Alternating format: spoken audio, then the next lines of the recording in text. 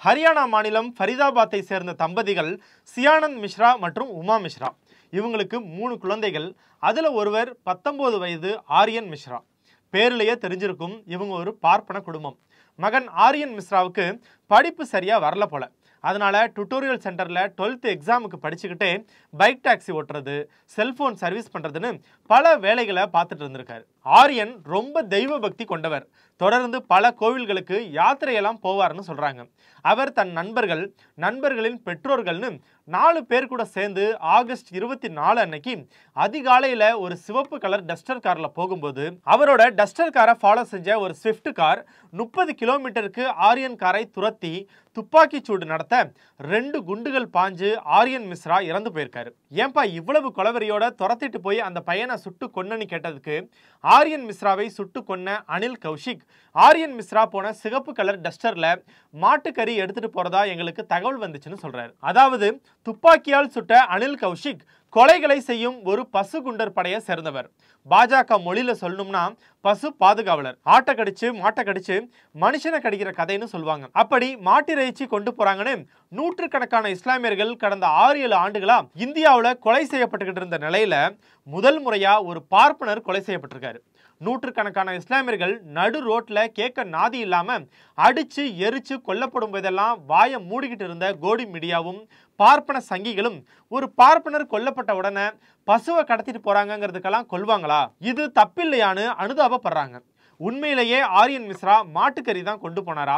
இஸ்லாமியர்களை அழிச்சு ஒழிக்க பார்ப்பனியம் கையிலெடுத்த ஒரு கொலை ஃபார்முலாவுக்கு பலியான முதல் பார்ப்பனர்னு இந்த சம்பவத்துக்கு பின்னாடி என்ன நடந்ததுன்னு டீட்டெயிலா தெரிஞ்சுக்கலாம். இது அரசியல் வித் அலெக்ஸ். வாங்க ஷோக்குள்ள போகலாம்.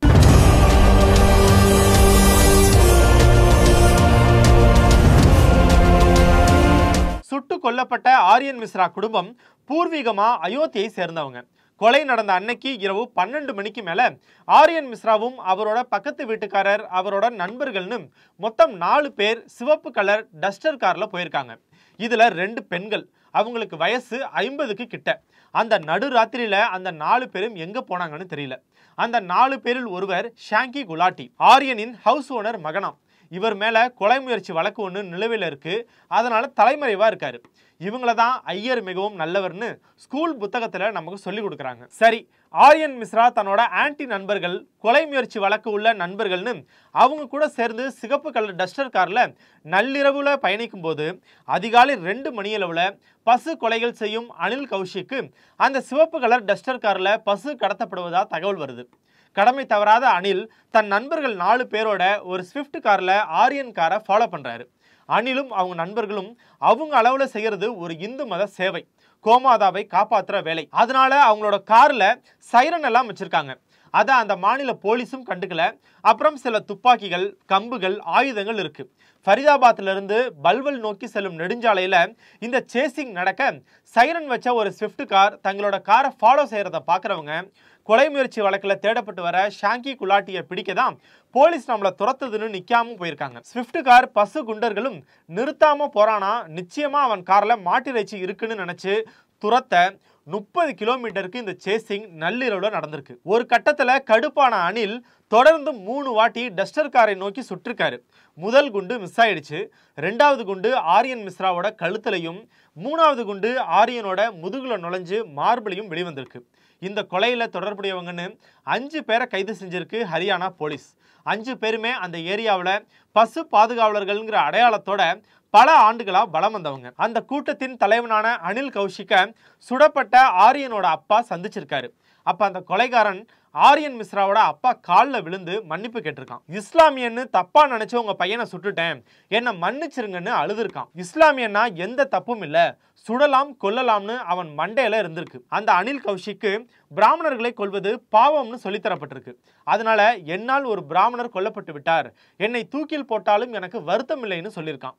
என்ன ஒரு அயோக்கியத்தனம் இது! 10 ஆண்டு பாசிச பாஜக இப்படியான மத அடிமைகளை தான் இந்தியாவில் உருவாக்கியிருக்கு. இந்தியாவில் பிராமணன் செத்தா மட்டும்தான் அது உயிர், வேற யார் வேணா யாரை வேணா கொல்லலாம்னு எழுதப்படாத சட்டம் பாஜக ஆட்சியில் இருக்கு. இந்த கொலையாளி Anil Kaushik leave for nation ஒரு சங்கி அமைப்பை உருவாக்கி பல வருஷமா அங்க பசு பாதுகாவலர்ங்கிற பேர்ல சுத்திட்டு இருந்திருக்கான். அவனோட போட்டோக்களையெல்லாம் பார்த்தா கத்தி கம்புகளோட அடுத்தவங்களை அச்சுறுத்துற தோரணையில தான் இருக்கு. பல இஸ்லாமியர்களை இந்த கும்பல் பசு பாதுகாவலர்ன்ற போர்வையில அடிச்சு துன்புறுத்தி கொலை கூட செஞ்சிருக்க கூடும்.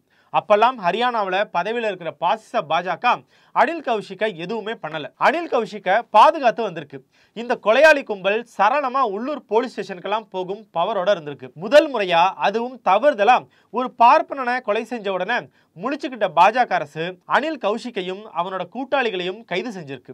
அவனும் ஒரு பிராமணனை கொலை செஞ்சது தவறுன்னு கண்ணீர் விட்டு அழுகுறான். இது நாம வாழும் மதசார்பற்ற ஜனநாயக இந்தியாவில் நடந்த கதை. அனில் கௌஷிகை நன்கு தெரிஞ்ச புவனேஸ்வர் அனில் கௌஷிக் பசுக்களை பாதுகாப்பதுடன் அவற்றுக்கு சேவையும் செய்கிறார். பசுகளுக்கு உதவ முடியாத சந்தர்ப்பங்களில் போலீஸ் கூட அவரை உதவிக்கு கூப்பிடுவாங்கன்னு சொல்றாரு. அதாவது இஸ்லாமியர்களை அடிப்பதை உதைப்பதை காவல்துறையின் உதவியோட இந்த ஆள் செஞ்சிருக்கான்.